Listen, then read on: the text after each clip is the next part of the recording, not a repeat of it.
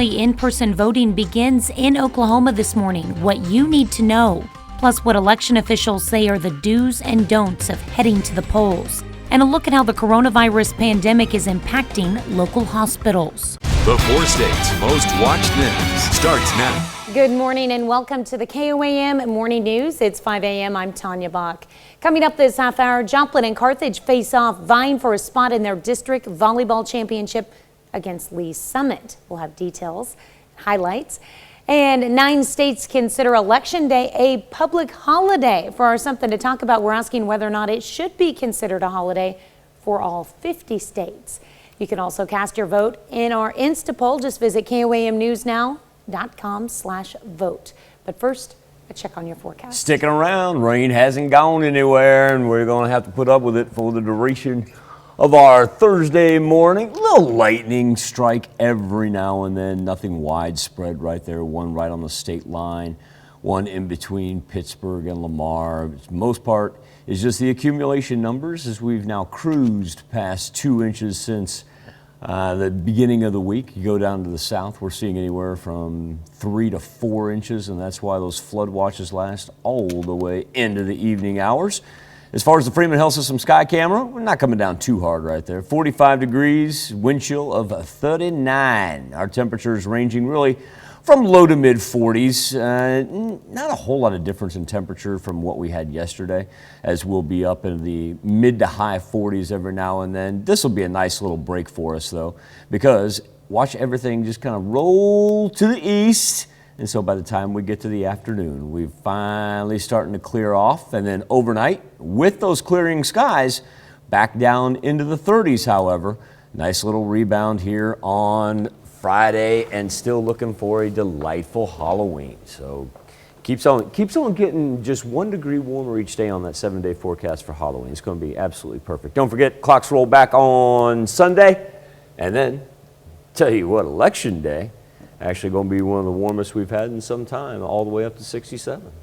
Yeah, hard to believe it got so cold earlier this week, and we're going to be breaching 70 degrees. Yeah, and like I said, it's going to be it comes just in time for Election Day to get those temperatures back up into the high 60s with partly sunny skies. All right, sounds good. All right, thanks, Mike. Early in-person voting kicks off today for Oklahoma. For the next 3 days, folks can avoid the Election Day rush by casting their ballot now. Early voting will be open at county locations both today and tomorrow from 8 a.m. to 6 p.m. and again on Saturday from 9 a.m. to 2 p.m. Well, voting is underway in many places and ends in less than a week. And we spoke with some local officials on things you need to know when you're heading to the polls. Voter turnout is expected to be high this year, so officials say to expect long lines and be prepared to wait. They say it's also important to be mindful of those around you.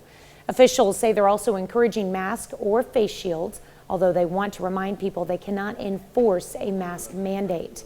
There's also a small change to the way you'll vote in Jasper County. We will be using the styluses this year that everybody will be taking home with them. We do not want them back. And when you look at the way that the polls are going to be, everybody should be able to have the ability to vote without having to touch anything in the polling location except for the ballot. We've also added some resources in case you fear election fraud or that your rights have been violated. You can find them on our website at KOAMnewsnow.com. PSU receives a $146,000 grant that will help both students and locals whose jobs have been displaced due to the coronavirus pandemic. KOAM's Mike Mahoney paid a visit to Pitt State's Kansas Technology Center to learn more. COVID-19 has cost a lot of people their jobs, but the experts at PSU say that's not the case in the plastics industry. During this time of COVID and all this, the plastics industry is really actually booming because of the valuable necessity of the plastic product. Pitt State and the Kansas Department of Commerce would like to see 4-staters down on their luck from the pandemic grab a well-paying plastics job that can pay anywhere from $42,000 to $68,000 a year. That's why the Kansas Department of Commerce has awarded PSU's Plastics Engineering Technology program with a $146,000 grant, which the college will use to buy new equipment and create some focused 2 to 5 day long workshops that will help displaced workers receive college credit towards a plastics degree. If you think about it, you look around, plastic products are everywhere, and somebody has to be able to design and produce those plastic products. And we're fortunate that we're one of a handful of programs in the United States that actually have a plastics engineering technology program. Faculty and staff at PSU's Kansas Technology Center are especially excited about the grant because the new equipment purchased by it will help multiple groups of people. Usually it's students. We're trying to help them get through a 4-year process to get good, high-paying jobs. In this case, it's nice to know that we have the ability to make an immediate impact to somebody that's lost their job. In Pittsburgh, Mike Mahoney, KOAM News. The chair of PSU's Engineering Technology Department hopes the plastics workshops will be up and running sometime in early 2021. The owner of a Cassville water slide attraction pleads guilty to making a false tax return. 67-year-old Jerry Beebe owned Beebe's Roaring River water slide. Authorities say from 2015 to 2018, Beebe filed tax returns reporting income far lower than he actually made and admitted to destroying his business records. Beebe could face up to 3 years in federal prison without parole. It's 5:07. And we got a total of 1.15 inches of precipitation yesterday in Joplin. That's why I was pausing right there. I wanted to finalize that mark, and that's where we stand with our current radar, leading to flood watches. The interesting thing about it is we've now been able to exceed what we would normally have since January 1, despite the fact that, I don't know, what was it, last Friday? As soon as that was, last Friday, we were talking about still being down on the year. Gives you an indicator of how wet this week has been. Now, after we're done with this early afternoon, then we clear off and we're back into the high 50s, low 60s headed into the weekend. That's a look at this morning's top stories and weather in our first 7 minutes. Coming up on the KOAM Morning News, hospitals hurting from the pandemic. We speak with Mercy and Freeman hospitals in Joplin on the financial impact the COVID-19 pandemic has had on them this year. I'm Caitlin Shive. That's coming up. Plus, Webb City and Carl Junction volleyball square off for a district title. We've got highlights, and we'll break down voting rights Oklahoma workers have on Election Day. You're watching the KOAM Morning News. More real news in the morning. We'll be right back.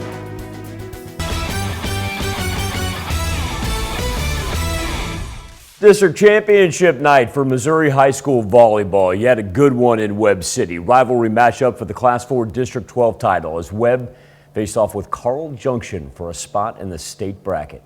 CJ 2-0 this year against the Cardinals, but Webb City, they got him for the district title last year. In the first for CJ, Logan Jones, nice little touch.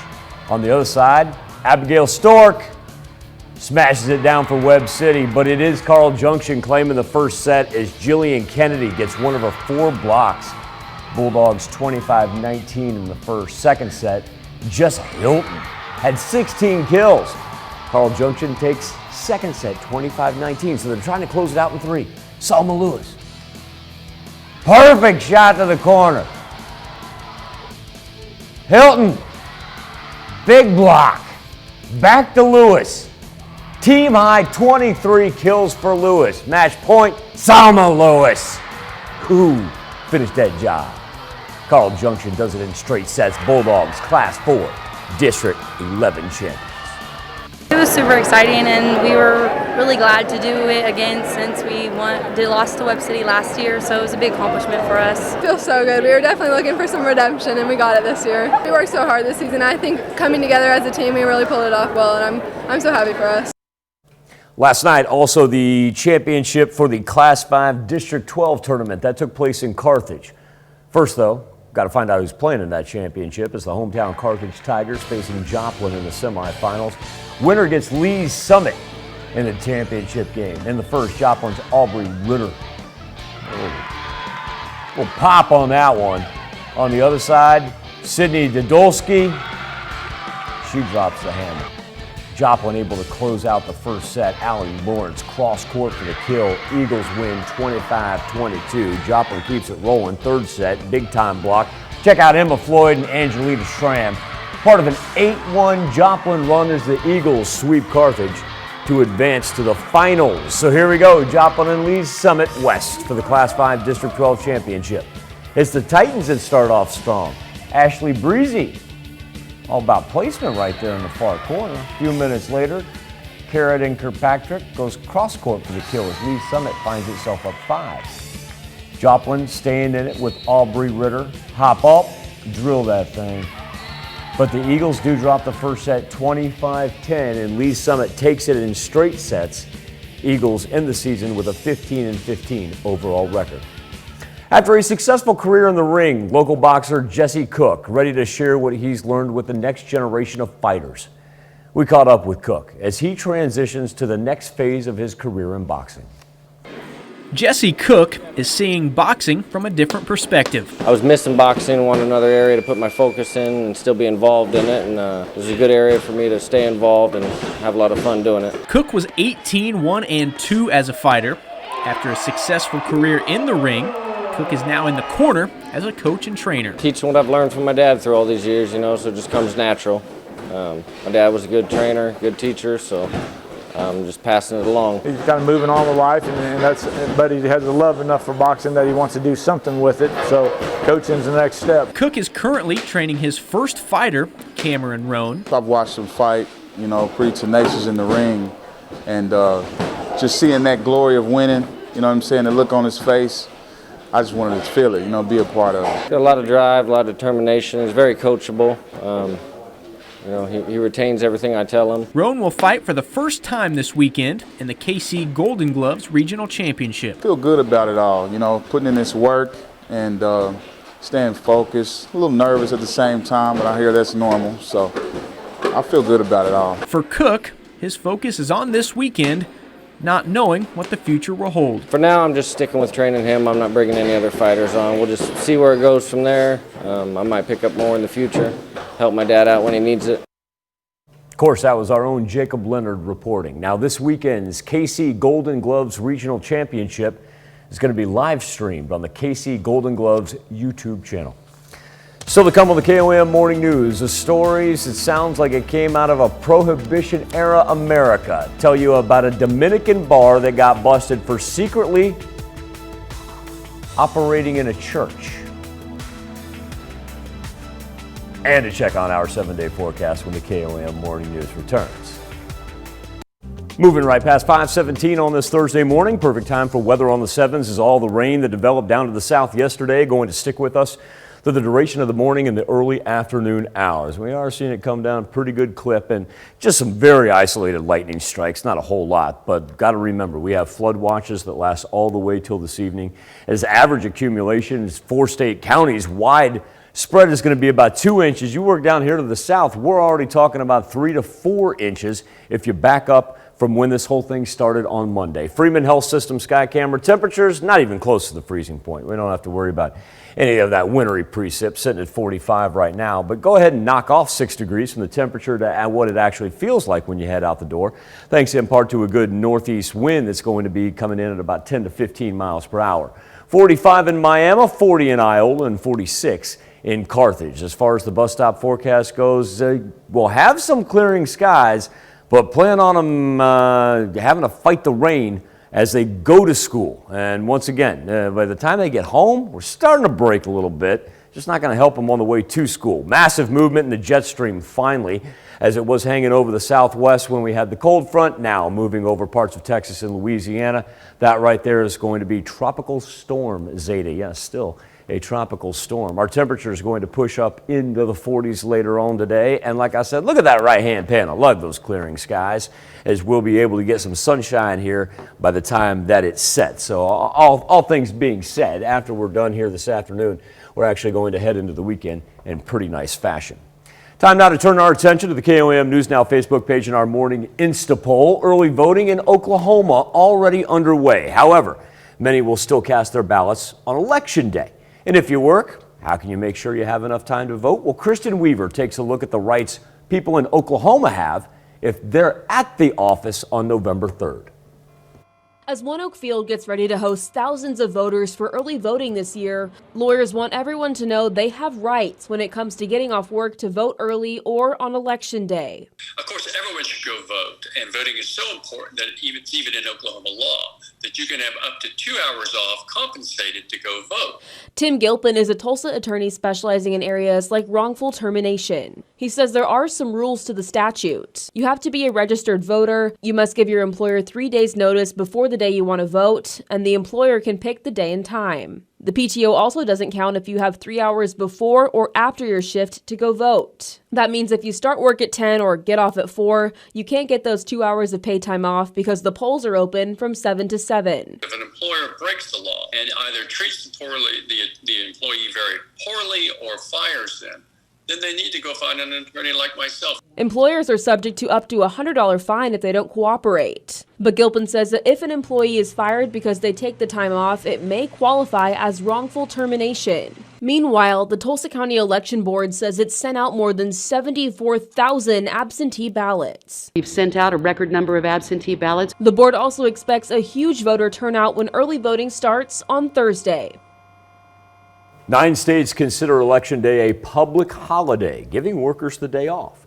Congress considered making Election Day a federal holiday back in 2005, thought about it again in 2014, but neither of those measures passed. Our question to you this morning, should Election Day be a federal holiday? You can log on to the KOAM News Now Facebook page or go to our Insta poll, KOAMnewsnow.com/vote. Get your results. Healthwatch is next. Topping Healthwatch this morning, we're learning more about the pandemic's financial impact on local hospitals. KOAM's Caitlin Shive spoke with Mercy and Freeman hospitals to get an update on how the pandemic has affected them. As people continue seeking care during the COVID-19 pandemic, the fight against the virus is impacting local hospitals financially. Our measurement of revenues is about a $15 million reduction, simply because we had a period of time where patients were putting off their tests, they weren't getting out, things of that nature, but that's been the impact. Both Freeman and Mercy hospitals in Joplin are experiencing a loss of revenue this year due to the pandemic, in part to the postponement of non-emergency procedures and the additional resources needed of equipment and staff. It's obviously had its impact with the loss of revenues, but we're well equipped. Level 2 trauma center. We are prepared for what we need to do. We have adapted our rooms so that we can have 2 COVID units within the hospital. We have one in our ICU. We have one on our medical floor. But that's allowed us to be prepared. We're a large enough system that we just adapted. Mercy Hospital officials said in a statement that the postponement of non-emergency services earlier this year has had a significantly negative financial impact on Mercy and virtually every healthcare provider in the country. And in addition, the cost of caring for those without insurance, of whom there are more than usual due to job losses, often isn't reimbursed. Chief Financial Officer Steve Grady with Freeman added that the federal government's relief funds have helped out, but things continue to change all the time. We are blessed that the federal government provided some relief to hospitals early on in the onset of COVID, which allowed us to replace PPE and to not worry about the financial piece of COVID. Now, the rules of that continue to change. There were rules in April, there's rules in September, another update in October. So it'll be months before we know what the true outcome of those relief funds and what we can retain to put towards the COVID relief. In Joplin, Caitlin Shive, KOAM News. You can find Mercy Hospital's full statement on our website, KOAMnewsnow.com. Well, some COVID-19 patients experience skin problems months after they have the coronavirus. A new study from Massachusetts General Hospital looked at nearly 1,000 patients with skin symptoms. Researchers say these findings highlight another issue for so-called COVID long haulers. Today is World Stroke Day, and this year 14.5 million people will have strokes worldwide. Survivors face many physical and emotional challenges.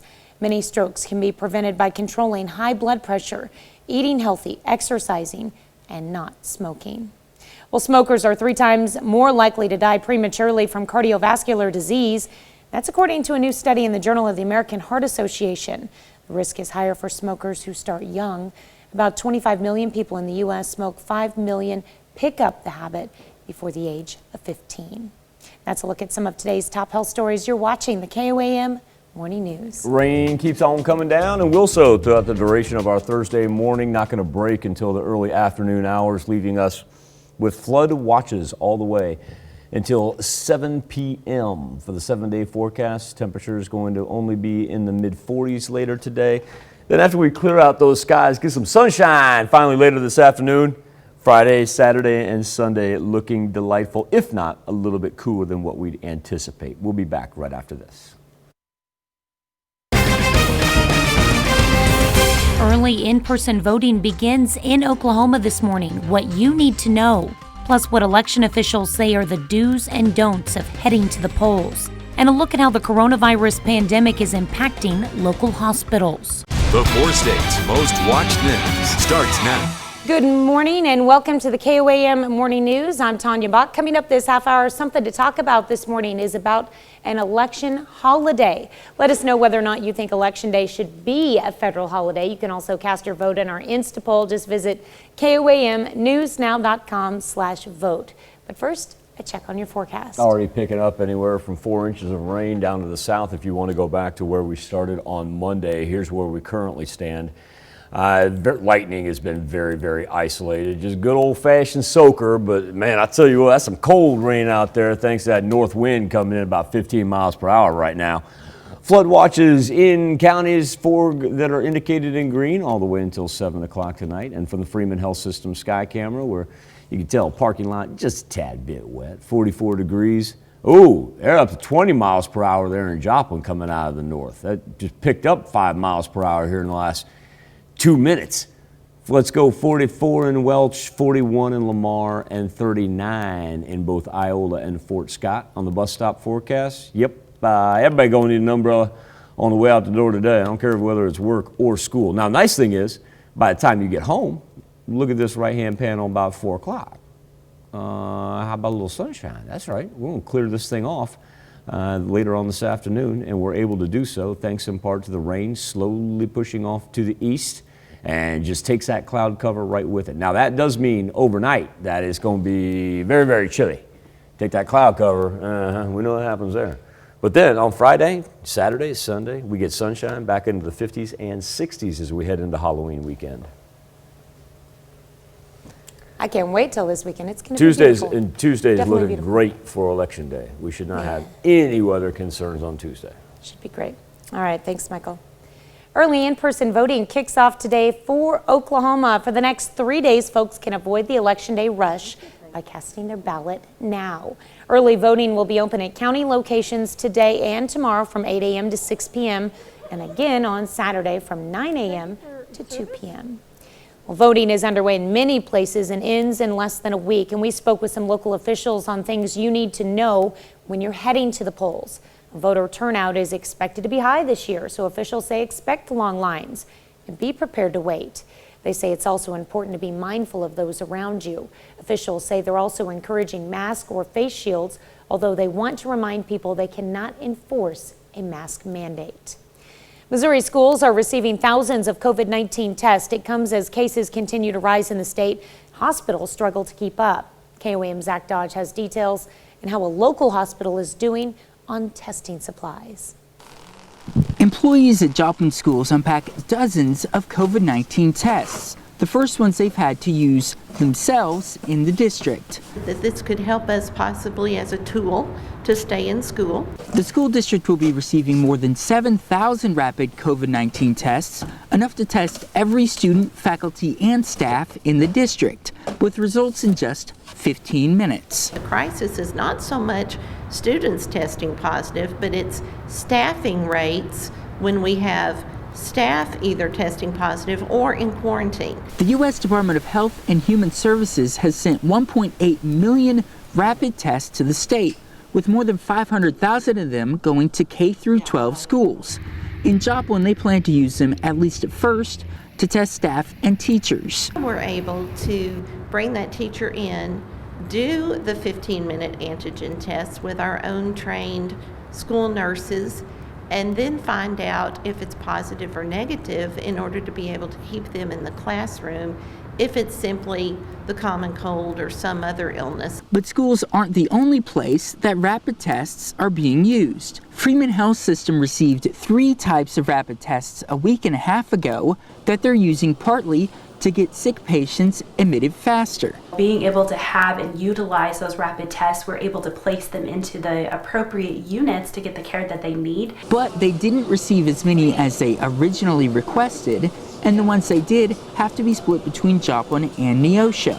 The final say on how many they got came from the state health department. I know some of the things that they utilize or supplies that they use for the rapid COVID tests are they're short-handed, or they're in short supply. In larger metropolitan areas, they receive a higher allocation and they have higher priority. In Joplin, Zach Dodge, KOAM News. Carthage and Webb City school districts will also receive tests. 30% of the 1.8 million tests in Missouri will go to colleges and universities. Joplin Sports Authority says it wants to be a part of the conversation when it comes to who will operate some Joplin ball fields. A company called Parkwood is asking the city to let them take control of several fields, including Joe Becker Stadium. They would use them to host a number of baseball tournaments. Joplin Sports Authority says they can do it better. Ours would, potentially benefit the city more financially, and Parkwood, they are a for-profit, so it's going to benefit them as well. So we're just looking for the chance to do our jobs and do it well. Sports Authority plans to ask the council to give them some time to come up with their own offer. Parsons, Kansas Police Department arrests 2 people in a domestic violence incident involving a gun. Police say officers were called to Prairie Village Apartments for a report of an argument involving a weapon. Authorities say the suspect was in an apartment when he hit the woman with a gun, choked her, and fired the gun into a closet, all while children were also in the apartment. The children were placed with family members. The suspect and another person was arrested. That's a look at our top news stories coming up this half hour on the KOAM Morning News. Why Latinos could play a crucial role in the election this year. Plus, Europe faces civil unrest as countries re-enter lockdown. We'll have the latest. First, it's 5:37. Wet Thursday morning, going to last all the way to the afternoon hours as everything's going to come in there from the southwest on us. And that is exactly why these flood watches last so long, all the way until 7 o'clock. Tonight. Now, we haven't picked up any storm reports as of yet, but our own Jesse Irwin's on his way down to Miami, Oklahoma, said that driving ain't the best out there because of the heavy rains. Now, look at this afternoon. We are finally going to be able to clear off the skies, make it into the mid-40s, get a little late sunshine, and then really right into the weekend in fine fashion with partly sunny skies all the way through the rest of the 7-day forecast. We'll be right back with World Watch right after this. Topping World Watch, Italy has become the epicenter of outrage against expanding lockdowns in Europe because of the coronavirus. Other nations across the continent are also taking extra precautions. Amy Kellogg has more from Milan. This time around, Italians aren't taking it lightly. New restrictions have been put in place as coronavirus cases surge. Most dramatic, restaurants and bars, which had sprung back to life over the summer, are now forced to stop serving tables at 6 o'clock each day. France tonight announced a new lockdown starting Friday, but Italy is trying everything to avoid that.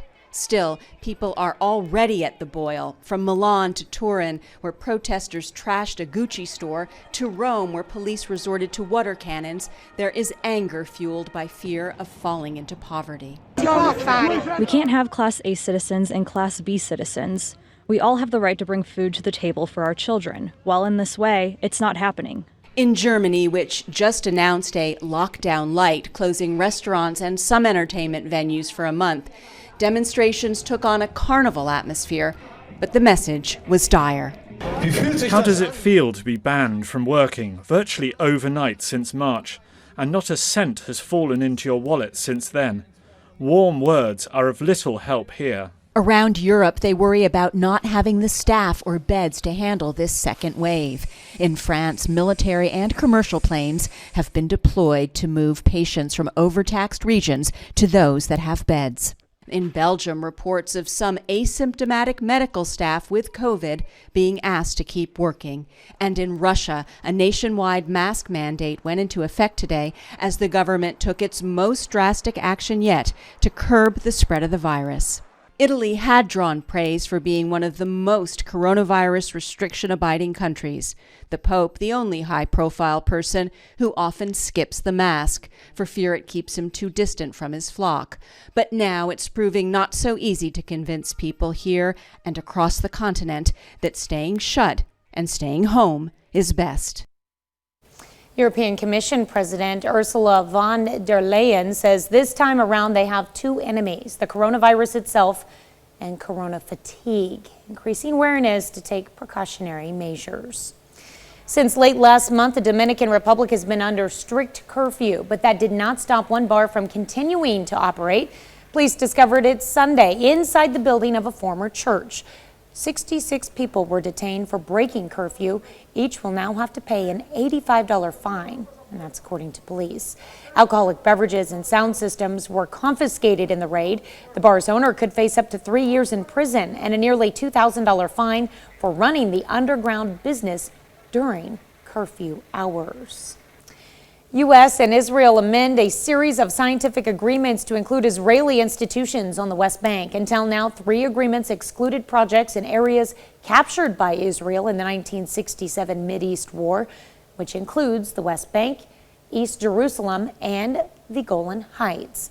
Most of the international community considers these Israeli settlements illegal under international law, as Palestinians are seeking the West Bank and East Jerusalem as part of a future independent state. That's a look at some of your biggest headlines from around the world. Let's toss it over to Michael for our Something to Talk About. What day of the week did they bust that dude at the church? I mean, if it was a Sunday, he'd probably get away with it, right? Maybe. Yeah. Just be like, hey, Depends what type of church. This is how we roll. Now, they rolled in on, Friday afternoon. That's probably not the best look.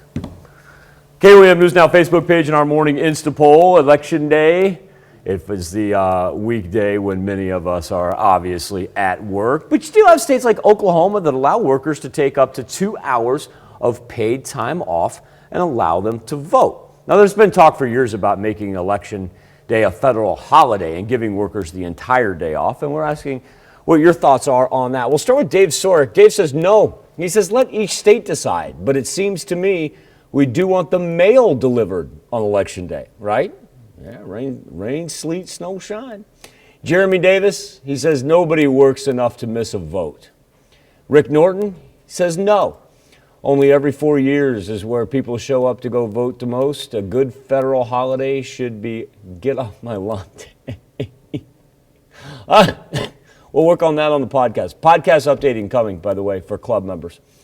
Sherry Wilson says get rid of President's Day and make Election Day a national holiday. Becky Mingarelli says everyone is looking for a day off of work. Doesn't help me, so she says no. Little LOL there at the end.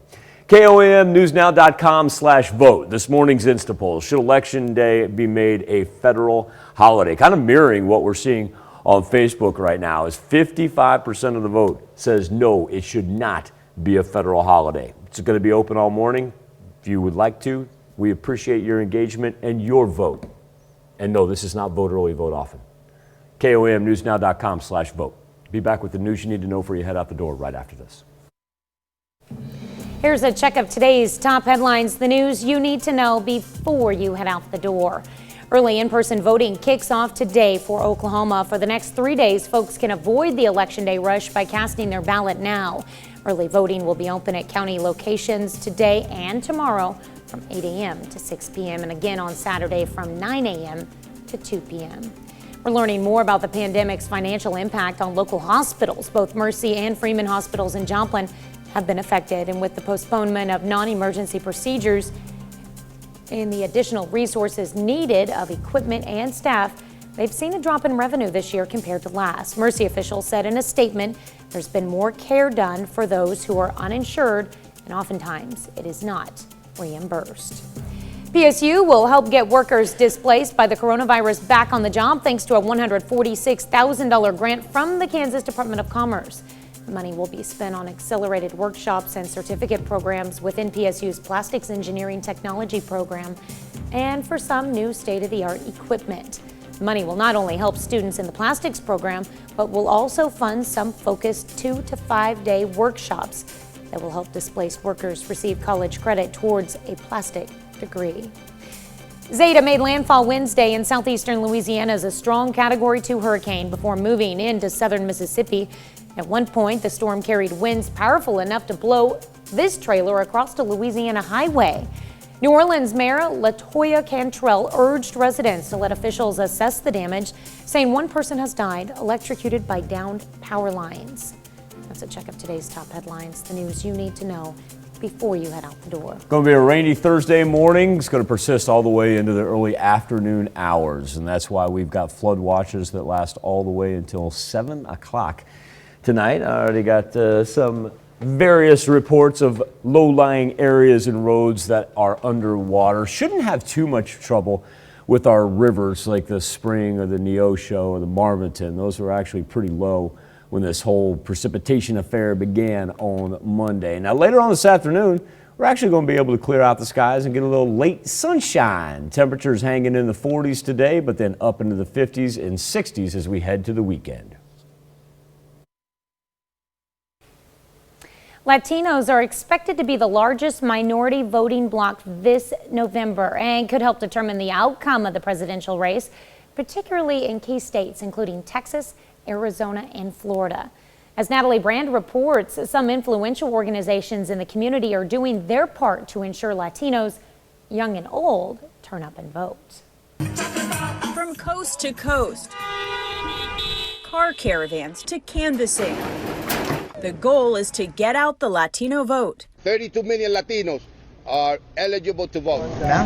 Organizers and advocates are trying to spread the word, aiming for record turnout. We have been called for many years a sleeping giant. Frankie Miranda serves as president of the nonpartisan Hispanic Federation. We are just not a monolithic vote. Our community has backgrounds that comes from many Latin American countries that come from very different painful histories. While not all Latinos vote the same way, Miranda says there are common concerns this year, especially around the pandemic. People are very concerned about COVID-19. People are very concerned in our community about access to health care. They're very concerned about the loss of jobs, but also racial equity. We are supporting Joe Biden. What do you think about Joe Biden? Lucia Salinas of Phoenix says she lost her job in March. She's now canvassing for change. I had to go to the alleys and pick up metal, trash, so I can get some money. And that's why I feel this so personal. While COVID is motivating many, this group in Miami says they're worried about the country moving too far left. The area has a high Cuban American population, a group that historically has identified as Republican. We don't want to have a socialist country. We don't want to have some of you came from parts of the world where it's socialist or worse. Others remain concerned about the Trump administration's policies at the border and immigration reform. Donald Trump has failed the Hispanic community time and time again. Both campaigns have been aggressively courting the Latino vote, a group whose growth has been driven by young Latinos now of voting age. I feel like it's my duty as a minority to share my voice and share my opinion. While the group is growing in size and influence, the race is on to make sure Latino voters register and show up. Natalie Brand, CBS News, Washington. Research shows Latino turnout has lagged in past presidential elections, but the 2018 congressional midterm saw a surge in Latino turnout, doubling from 2014 levels. Michael? All right, Tanya, speaking of voting, why don't we make that the subject of this morning's KOAM News Now Facebook page question and our KOAM Morning Insta poll asking if Election Day should be a federal holiday. It has been considered in the past by Congress, just hasn't had any action taken upon it. We'll go to John Trebian. John says no. The government gets too many days off now. As far as the elections go, you are given time to go vote. John with the Trump 2020. Good morning, America. We say good morning, John. Sherry Davis says no, just no. People want to take as many days as a holiday anyway, and it's on a Tuesday. Places of business would want Friday and Monday off too.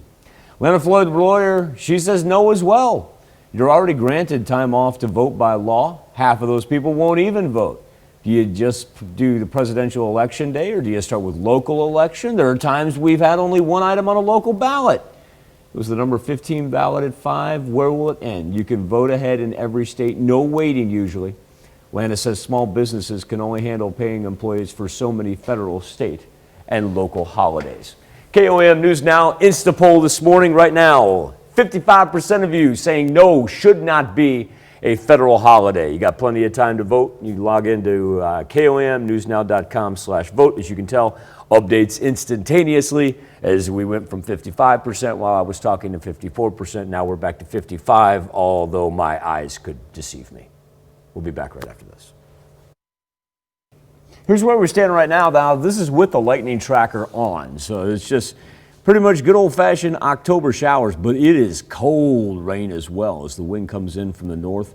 We're sitting at 15 to 20 miles per hour, and we're going to have to tolerate 10 to 15 miles per hour all morning and afternoon long. Flood watches. We've already picked up 3.5 to 4 inches down southern portion of the 4 states. Roads already flooded on this Thursday morning, so be apprised of that for your morning commute. Temperatures eventually up into the 40s as we clear out this afternoon.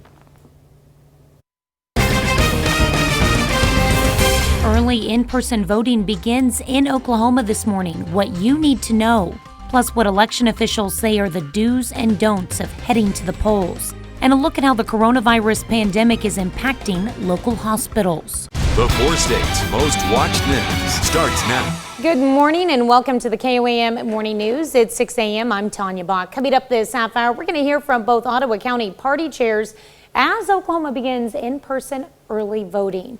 With Election Day always falling on a day when most people are at work, some are calling for it to be made a federal holiday. For our Something to Talk About, let us know whether or not you think it should be. We also invite you to chime in for this morning's Insta poll. Just visit KOAMnewsnow.com/vote. First, a check on your forecast. A whole bunch of rain on the Thursday morning. Don't worry about lightning. Just worry about knowing that the roads are going to flood, because this is going to be the culmination of what we started with on Monday. Now we don't have to worry about it turning into anything freezing. As you can tell, those color codes, that's just rain. But man, it is cold out there too.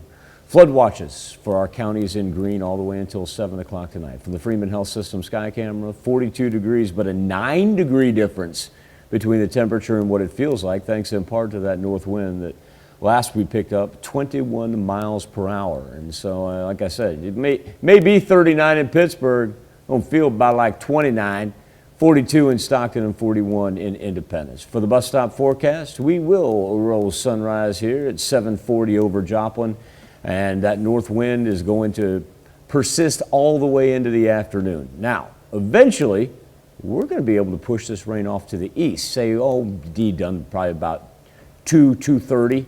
And after that, clearing skies and temperatures that are actually going to be in the 40s. Not too bad as we head into the weekend. It's going to be chilly overnight with that cloud cover taking off to the east. But then we've got 50s, 60s on Friday, Saturday, Sunday, mid-50s. Not too bad at all. Hey, and this is the weekend where we get to gain an hour, right? Fall back. We don't, in the spring, we lose an hour when you spring forward. Spring forward. So we fall back, get an extra hour. Ideally, an extra hour of sleep, unless you're just up partying all night on Saturday, howling at the moon. I've always wondered, I was talking to somebody about taking an elongated road trip, and either which way you go, you either end up in the Eastern time zone or the Mountain time zone. And it'd be so confusing. What I would have to think about doing if I crossed the time zone when the time changed. You just freeze in time for a whole hour. Don't move. No, it depends on which way you would go. You could actually gain an hour despite the fact that you went to another time zone. Well, that defeats the purpose of falling back. Just don't travel, stay home, and stare at the moon. Oh, you got it. Okay, now we're preaching everybody stay at home. Don't go out, people. No, I didn't say that. I said stay in the 4 states. I believe you just told me to stay home. Stay home in the 4 states. That was a nice cover by you, by the way. And enjoy yourself in the 4 That states. was a nice cover. No need to hit the road. Jack. All right, let's move on. Let's talk about voting. Early voting has kicked off in several of the 4 states, and our own Jesse Irwin joins us from the Sooner State, where early voting will kick off this morning. Hey, you're on this camera there, Jesse. Hey, how you doing, Tanya? Good to see you this morning. I have to tell you, if you're a fan of, well, if you're not a fan of waiting in lines, I mean, I grew up going to amusement parks, so I don't like waiting in lines, but if you're a fan of voting in person, then this, early voting is like the fast pass of voting, and the opportunity starts today in Oklahoma, but it's different from state to state. So let me break this down for you. Here in Oklahoma, things are kicking off this morning. Early in-person voting kicks off for the next 3 days, today and tomorrow from 8 a.m. till 6 p.m., and then Saturday from 9 a.m. until 2 p.m. Now in Missouri, the technical term is in-person absentee voting. Since the deadline to request a ballot in the mail has passed, your early voting options to go to your local election authority and apply to vote absentee.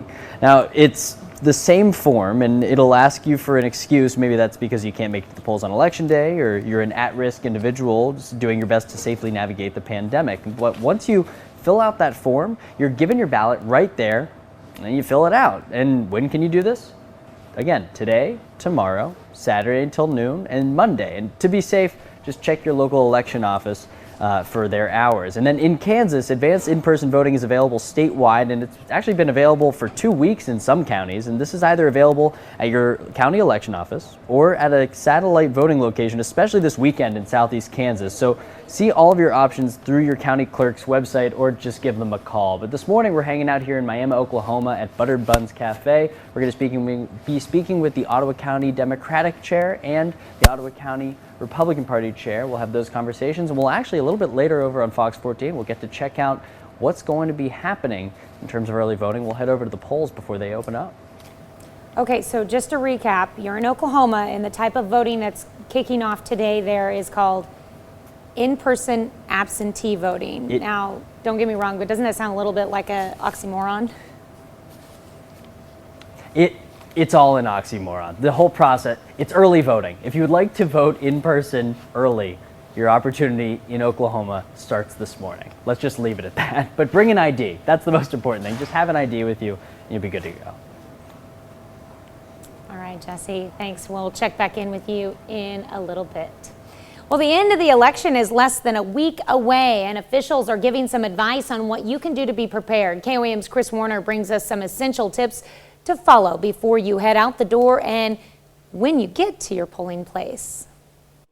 With the election coming up, we spoke with some local officials on things you need to know, especially with COVID. Newton County Health Department Administrator Larry Bergner has some pre-poll tips. Before heading to the polls, I would certainly take caution to stay away from large gatherings, wear your mask when you're out in public, wash your hands often. If you're wearing the mask, try not to touch your face. Once you get to the polls, Jasper County Clerk Charlie Davis says there's things you can do there as well. I think one of the things that we're focusing on is encouraging people to wear face masks, wear face shields, things of that nature. We do not have the authority to mandate people do, but we are absolutely encouraging it. Another good point of advice? Make sure that you're ready to wait in line for a little bit and wear appropriate attire. Davis says they've also made a small change to how you vote this year. We will be using the styluses this year that everybody will be taking home with them. We do not want them back. And when you look at the way that the polls are going to be, everybody should be able to have the ability to vote without having to touch anything in the polling location except for the ballot. Davis says there's also some don'ts when it comes to heading to the polls. We do ask people don't bring your own spray and spray equipment down. The fear there is not knowing if somebody is bringing an illegal substance in and spraying things down on the equipment. Additionally, there's some legal considerations. Please do not wear any political attire to the polls, whether it's a political mask, if it is a political t-shirt, maybe it's your favorite candidate, favorite candidate's button. Davis says Missouri statutes prohibit wearing those items because it's considered electioneering. I'm Chris Warner for KOAM News. We've also added some resources in case you fear election fraud or that your rights have been violated. You can find them on our website at KOAMnewsnow.com. U.S. Senate candidate Roger Marshall and U.S. Representative candidate Jake LaTurner campaigned in Pittsburgh yesterday. They talked to voters about multiple issues, including policing. With recent incidents of violence involving police officers, there have been calls to change the way officers are trained. Congressman Marshall says he believes Kansas is doing a good job training officers, but thinks there is room for improvement. Kansas is one of 5 states that requires an extra 40 hours per year of their officers for increased training. We already have programs for accountability as well. And those programs are working. Is there room to get better? Of course. And then I'm encouraging them also to hire more minorities as well. LaTurner is facing off against Michelle de la Isa in the Kansas 2nd Congressional District. Marshall is vying for Pat Roberts' seat against Democrat Barbara Bollier. A new survey is available for Joplin residents to give feedback on parks and recreation. People will be asked to assess current facilities and programs, also about their recreational activities and interest. Only a randomized number of households in Joplin will receive this survey. So if you get one in the mail, the city encourages you to fill it out. 6:07. And it is a rainy Thursday, and that wind, that put a little bite in it out there. I tell you what, the wind chill in the high 20s, low 30s right now. Now, temperatures well above the freezing mark. We don't have to worry about anything flipping over. Heavy rain out to the west, and it's going to stick around all the way into the early afternoon hours. That's why the flood watches last till 7. Now, after we can clear it out, we will get some afternoon sunshine, and then we set up for 50s and 60s into the weekend.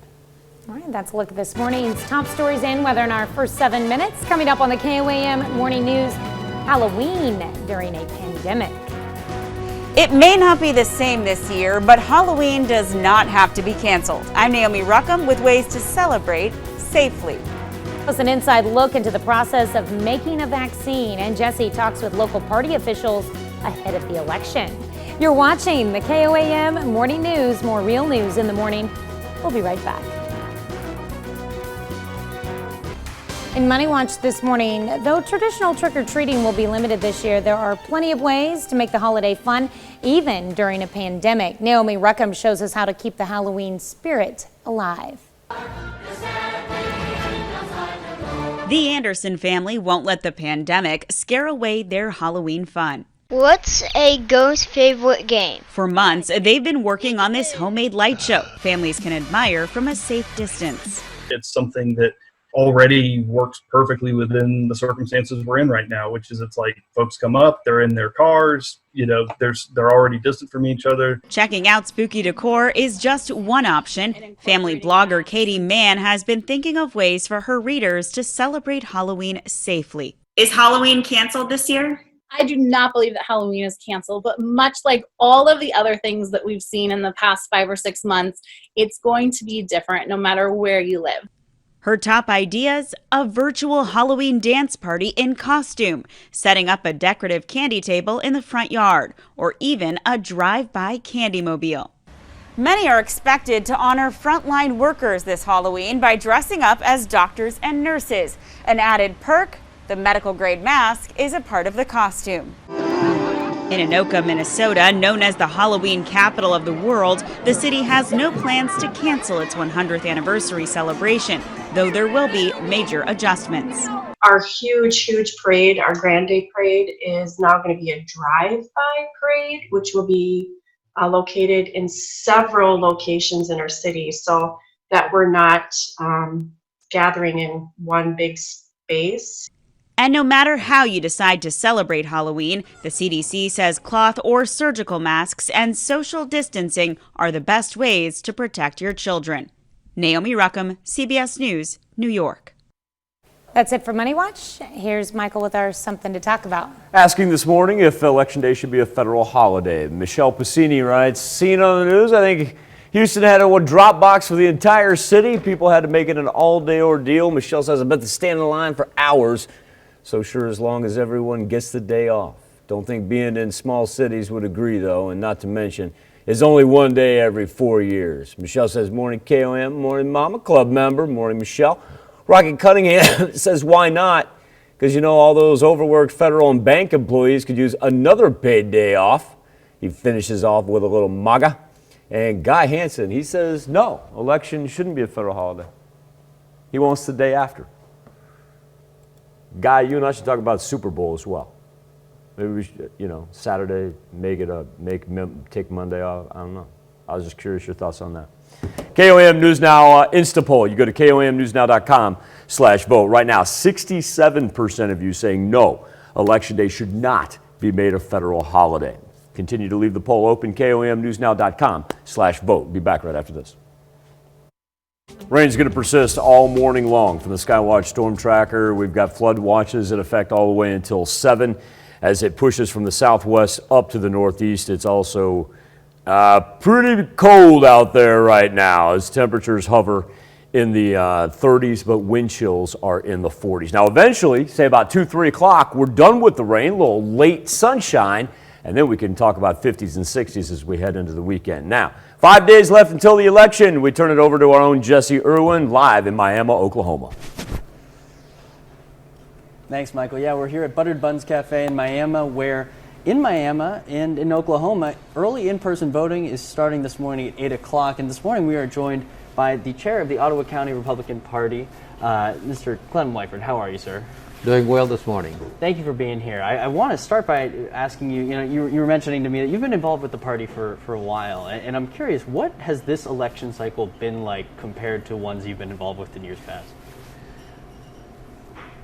I hate to admit it, but it seems like it's been the most chaotic on the national scene especially, and then even locally we've had some situations, and it'll be interesting. The party has gained significantly over the last 4 years. We came from a 2,749 deficit at the end of October of 2016, and as of September 30th we are 1,134 ahead of our Democrat friends in the county. So we flipped in March and continue to gain significantly. And we have an interesting race in the District 2 County Commissioner position that the first term incumbent won in 2016 by only 14 votes. So now that we are ahead significantly in that district, we hope to gain that seat locally for the first time in Ottawa County history. When people are asking you about just the national ground game in Oklahoma, I mean, Oklahoma hasn't voted for a Democratic candidate for president since, I believe, LBJ. And so how has that ground game been this year compared to past years, and then maybe compared to 2016? On the state level, the Republican gain has been over 90,000 since the first of the year. And our state chairman informed me that it is expected that all 77 counties in Oklahoma will 100% support President Trump again this election cycle. So really quickly before we go, I do want to ask you, if there's one thing that you want to tell voters in Oklahoma and Ottawa County about how they're voting, or just any advice you might have to them, what do you think people should know?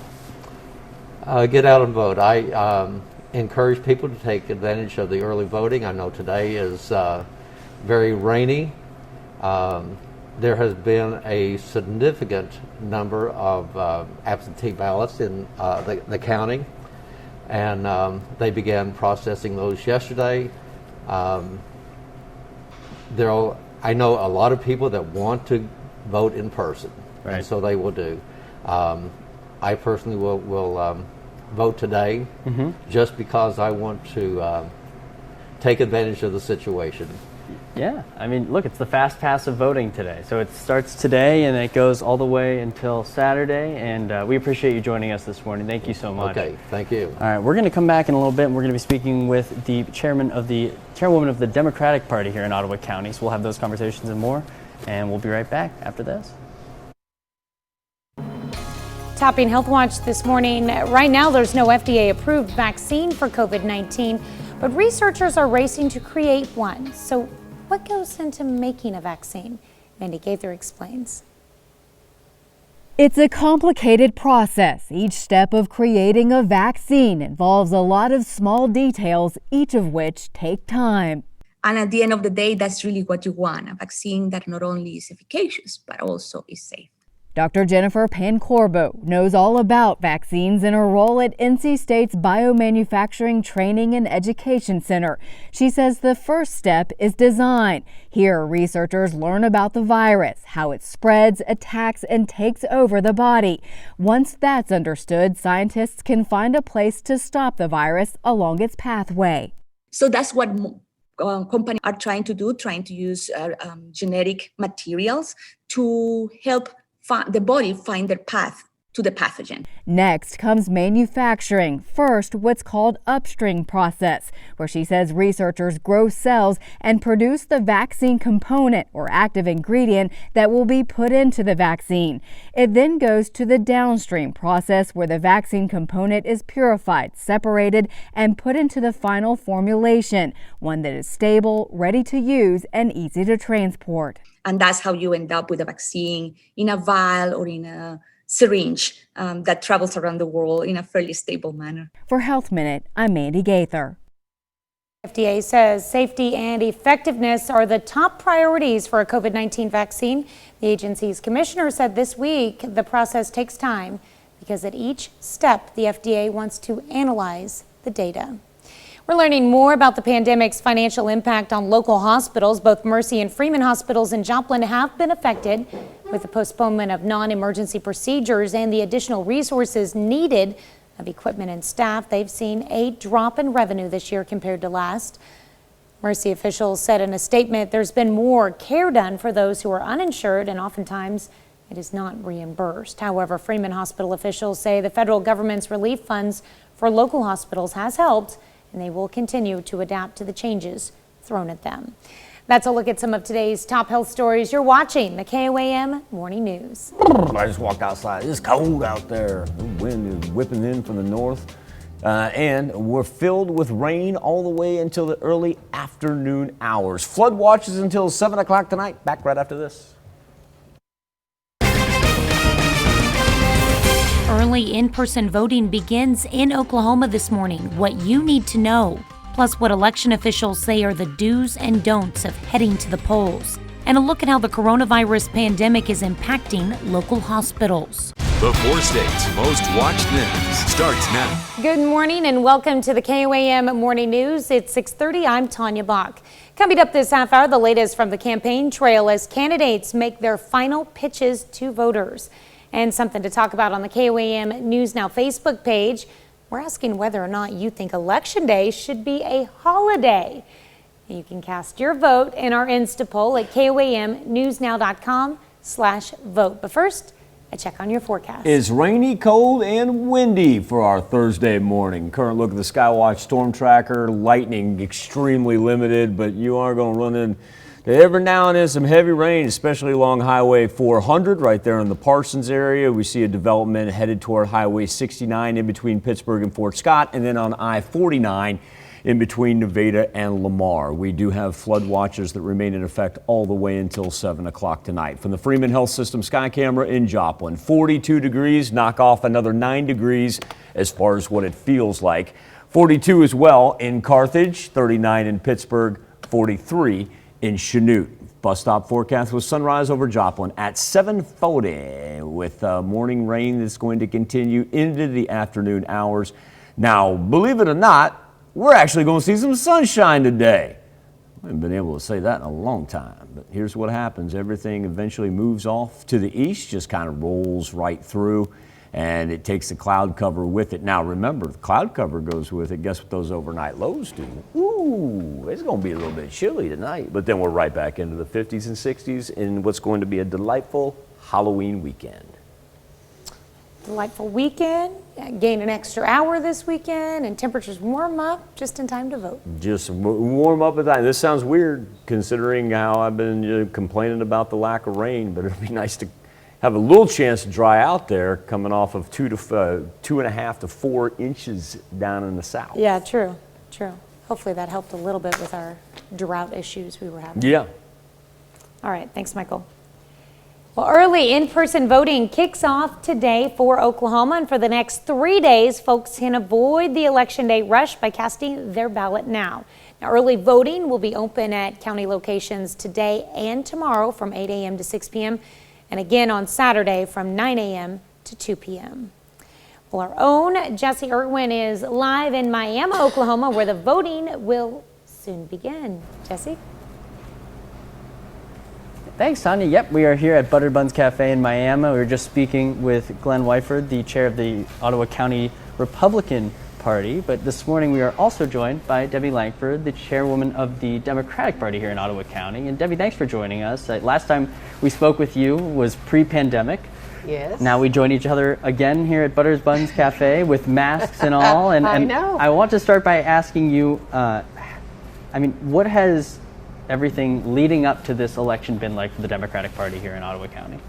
Well, for the Democratic Party, it's been a struggle because the state, of course, is mainly Republicans now. I don't want to say mainly, but they have registered a lot more voters. But during this election, I have seen people come out and speak up more than I have in the past 4 years that I've been doing this. There is something about this election that has reminded them how important their vote is and how important their voice is. And to me, that is a hopeful thing.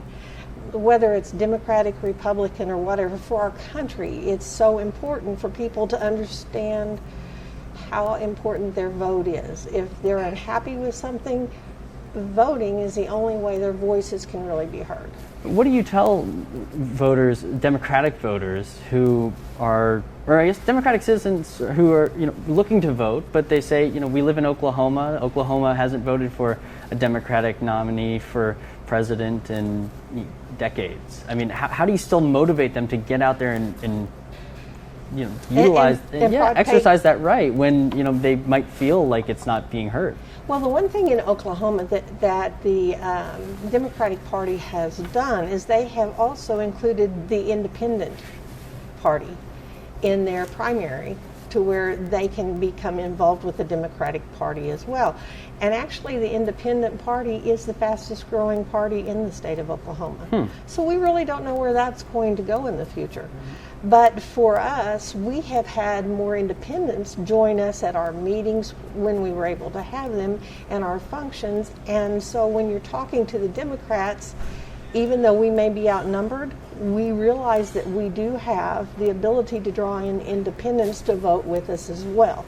So while if you look at the numbers, Democrats, Republicans, they overwhelmingly have the registrations, but with the two others combined, there's motivation there. There's motivation to actually talk to people and try to figure out what it is that they want out of our government instead of bashing heads or not having conversations. That's the part in this that's missing, is actual conversations. Well, we appreciate you sitting down for a conversation with us about this, and we're going to continue to be covering the early voting that's kicking off this morning in Oklahoma. Thank you very much, Debbie, for your time. Everything kicks off this morning at 8 a.m.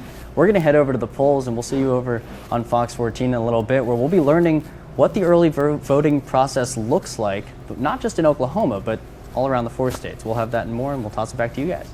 All right, thanks, Jesse. We're going to check back with you, of course, in just a little bit. Well, voting is underway in many places and ends in less than a week, but are you fully prepared to vote in person? Local election officials say there are some key points to remember. Voter turnout is expected to be high this year, so officials say expect long lines and be prepared to wait. They say it's also important to be mindful of those around you. So we're just asking everybody to be respectful of everybody else. If somebody's wearing a mask, then great. If they're not wearing a mask, then great. They have their constitutional right to or not to. So be polite and make sure that we do social distance. We've also added some resources in case you fear election fraud or that your rights have been violated. You can find them on our website at KOAMnewsnow.com. The Newton County Health Department is reporting 3 more COVID-19 related deaths. All of the patients are men. One man was in his 70s. The other 2 were in their 80s. The county's death toll now stands at 33. In McDonald County, the health department reports one more COVID-19 death. That patient was a person in their early 80s who had been hospitalized. The county now has 15 deaths. As Pitt State football gears up to open its fall schedule this weekend, the university is making sure it's safe for all student athletes and sideline personnel. The NCAA requires all athletes participating in a sport against outside competition to be tested for COVID-19. Pitt State administers saliva tests, which the school pays for with a grant from Spark Funds. Now, testing will occur once a week leading up to game day. Joplin School District is now in possession of land it plans to use for a new school. The Economic Security Corporation has donated a tract of land for the new Dover Hill Elementary School. The donation allows the district to acquire property near the North Head Start. School officials say that'll make access via Main Street easier. That's a look at our top news stories coming up this half hour in the KOAM Morning News. Final days of the election. Should Election Day be made a federal holiday? We're going to let you weigh in our Something to Talk About. But first, it's 6:37. Yeah, these are those accumulation numbers I was talking about. If you dip down here south of I-44 around the Neosho area, that's close to 5 inches of rain that we've picked up since Monday. And it continues to fall on this Thursday. And so that's why we've got flood watches. Be back with more KOAM Morning News right after this.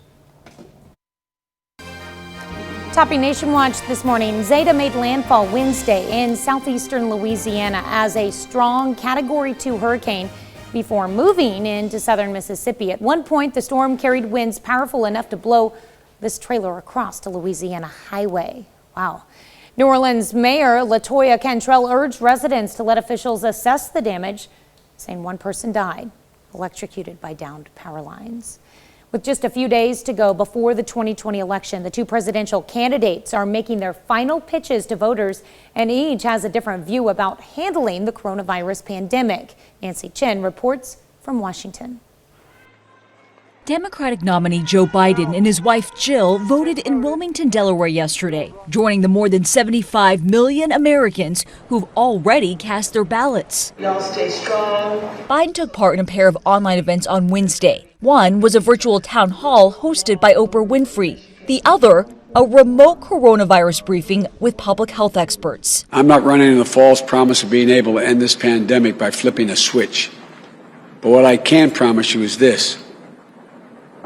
We will start on day one doing the right things. Campaigning in Arizona, President Trump insisted the coronavirus is under control. Because we understand it now. We understand it. People are getting better. The president dismissed polls showing him trailing Biden in key states like Michigan, Wisconsin, and Nevada. We're doing much better than anticipated. We assumed a certain number.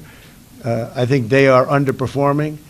And I think on Tuesday we're going to overperform. The vice presidential candidates are also spending time in battleground states as they hope to shore up the support needed to reach the 270 electoral votes that will win the White House. Just 6 days away from a great victory all across the state of Wisconsin and all across America. Our values tell us we have witnessed the worst, the biggest disaster of any presidential administration in the history of this country. Democrats claimed 2 election-related wins at the Supreme Court yesterday. The justices allowed North Carolina and Pennsylvania to count late-arriving mailed-in ballots. Nancy Chen, CBS News, Washington. New Supreme Court Justice Amy Coney Barrett did not take part in the North Carolina or Pennsylvania cases. Through a court spokesman, Barrett said she had not had enough time to review the filings and related documents. That's a look at today's top national stories. Let's check back in with Michael for our Morning Talker. Yeah, Tanya, KOAM News Now Facebook page this morning asking, should Election Day be a federal holiday? We'll pick up our comments here and begin. I had to flip over. Begin with Jason Stark, who says, absolutely yes, all elections are important, something that needs to be taught in schools. But Republicans will be against this because they are about suppressing the vote. I just want to revisit Guys because he did change his picture. He says, I may need to call in sick due to election fatigue. Dave Sievert says most employers give employees time to vote. Jack and Judy Freeman says, no, I don't think it should be. However, I feel with all the people wanting to vote and the long lines as seen on TV, employers should give their employees extra time to vote, as opposed to making it a day off. KOAM News Now Insta poll this morning. You go to KOAMnewsnow.com/vote. 71% of you, 71% saying no, Election Day should not be a federal holiday. Keep it open all morning long. KOAMnewsnow.com/vote. Birthdays and anniversaries coming up next.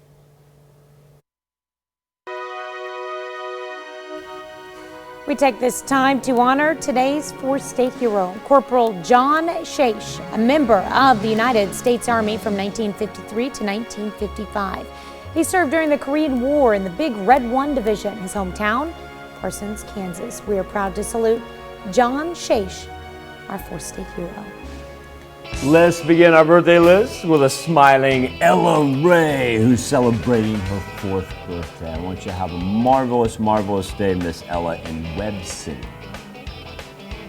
And we've got Roland Lloyd celebrating birthday number 8 this year in Columbus. Hope it's a great one, Roland.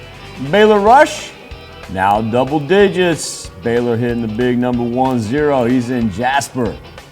Braden Collins turning 10 years old this year. Happy birthday, Braden in Nevada. Demario Herring. Uh-oh, party on. We got 21st on our hands. Happy birthday to Demario in Pittsburgh. In Nevada turning 24, it's time to celebrate for Haley Reed. And look at that. Nice. There. Good one, Haley. Good one. That's cool. All right, back to the Berg, where Marcus Triplin is celebrating his 27th birthday. Happy birthday to Marcus. All right. And we'll stay in Pittsburgh for the 41st birthday for Miss Amanda Miller. Well, and as you know, I am told, Amanda is one of our very own graphic artist, Will York's cousins. Well, you know that dude on the right there? This is called being smart.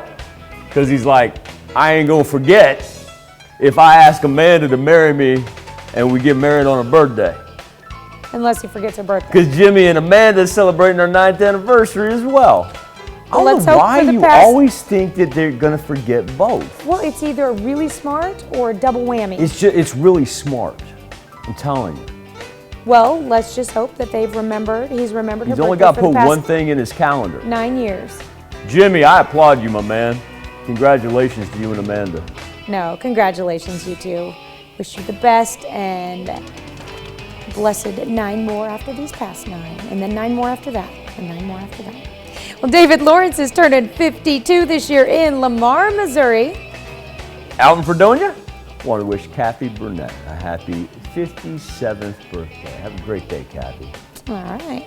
And Sherry Roselle is celebrating a birthday in Baxter Springs. That's a cool picture right there. I like that. All right, everybody out at medical lodges, practice that social distancing, and you tell Samantha Hance, happy birthday. Have a great day, Samantha. Susan DeShazo celebrating a birthday with us as well, and we're going to cap it off with anniversary wishes going out to Raymond and Shirley Griffith, the Griffiths in Columbus. Happy birthday, happy anniversary to all. Here's Tanya Bach with a very important birthday announcement. All right, all right. You could be a part of the KOAM Birthday Club. All you have to do is go to our website and sign up. Go to KOAMnewsnow.com. Sign up for the Birthday Club today. A wet, cold, windy Thursday is what we have on our hands. We're seeing some heavy rain right there in the central portion. We've already picked up as much as 3 to 5 inches of rain south of I-44 if you go back to Sunday. So that's why we've got flood watches abound. This just turning into a flood warning right here in between Neosho and Monette, just south of Monette. That's that area that I was just talking about that's actually eclipsing the 5-inch mark here by the time we're done with the morning. The Skywatch storm tracker shows you we've got to wait for this right here to clear and roll off to the east. And then we'll actually be done for the day and headed into the weekend. We'll get some dry weather and some sunshine by the time we're all said and done. 42 degrees, but look at what that wind's doing right now. 21 mile per hour wind makes about a 9-degree difference between the temperature and the wind chill. 45 in Miami, only 39 in Fort Scott, and 43 in Monette. Sunrise will be at 7:40 on the bus stop forecast. They're probably not going to need the umbrella coming home. He's just going to be getting to school and tell them, don't leave the umbrella at school, guys. Make sure you put it back in your bag. trust me, I do. I fight the good fight with them every single day. All right, Zeta is still a tropical storm, and I tell you what, moving at a real good clip right now, is yet to de-intensify into a low pressure system. So it's already made its way into North Carolina right there. I tell you what, when we started the show, it was down here right in the Georgia state line. So that thing is just booking it. Which is not a bad thing, even though we've got plenty of people without power along the Gulf Coast. Faster we can get that thing out toward the Atlantic, actually kind of minimizes the flooding concerns. Like I said, by the time we get to the afternoon, we'll get a little sunshine today, and then not too bad, all things considered, for what we had Monday through Thursday when we look at Friday through Sunday. Be back, wrap up this edition of the KOAM Morning News right after this. Here's a check of today's top headlines, the news you need to know before you head out the door. Early in-person voting kicks off today for Oklahoma. For the next 3 days, folks can avoid the Election Day rush by casting their ballot early. Now, early voting will be open at county locations both today and tomorrow from 8 a.m. to 6 p.m. and again on Saturday from 9 a.m. to 2 p.m.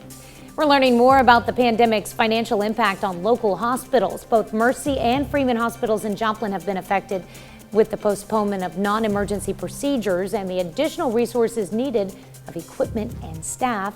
They've seen a drop in revenue this year compared to last. Mercy officials said in a statement, there's been more care done for those who are uninsured, and oftentimes it is not reimbursed.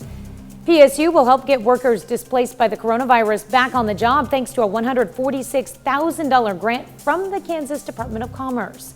That money will be spent on accelerated workshops and certificate programs within PSU's Plastics Engineering Technology program and for some new state-of-the-art equipment. The money will not only help students in the plastics program, but will also fund some focused 2 to 5 day workshops that will help displaced workers receive college credit towards a plastic degree. Zeta made landfall Wednesday in southeastern Louisiana as a strong Category 2 hurricane before moving into southern Mississippi. At one point, the storm carried winds powerful enough to blow this trailer across the Louisiana highway. New Orleans Mayor LaToya Cantrell urged residents to let officials assess the damage, saying one person has died electrocuted by downed power lines. That's a check of today's top headlines, the news you need to know before you head out the door. Lock in for an elongated morning full of rain. It's not going to really break up until about 2-3 o'clock this afternoon as it moves from the southwest up to the northeast. Remember, we have already got flooded roads. We even have a flood warning down there south of Monette. Now, as we get to the afternoon, there it goes. We're going to take cloud cover with it. One thing that's going to do is with that north wind, it's going to drop down into the 30s, if not the high 20s here for the evening hours. And then overnight, look at this. We're actually going to set up for what's going to be a delightful way into the weekend. We're talking about mostly sunny skies and temperatures back up into the 50s and 60s for Friday through Sunday. So Halloween is looking great. All right, if you're looking for a good Halloween. What's up, Trojan? Halloween side dish coming up today at noon. We're making some unbelievable barbecue weenies. All right, morning news continues on KOAM. CBS Morning News coming up next. All right, or you can switch on over with us on Fox 14 where your only local morning news continues, and that's where we find Jesse. Yeah, we're hanging out here this morning in Ottawa County, where in the state of Oklahoma, early in-person voting kicks off at 8 a.m. We're going to have a little bit of a preview of what that process looks like. We're going to have all the details about in-person voting around the 4 states, and we'll have that over on Fox 14 at 7 o'clock. All right, stay warm, my friend. It is a chilly one out there. That does it for this Thursday edition of the KOAM Morning News. Have a great, safe day. We'll do this all again tomorrow morning. And we're going to do it again today at noon.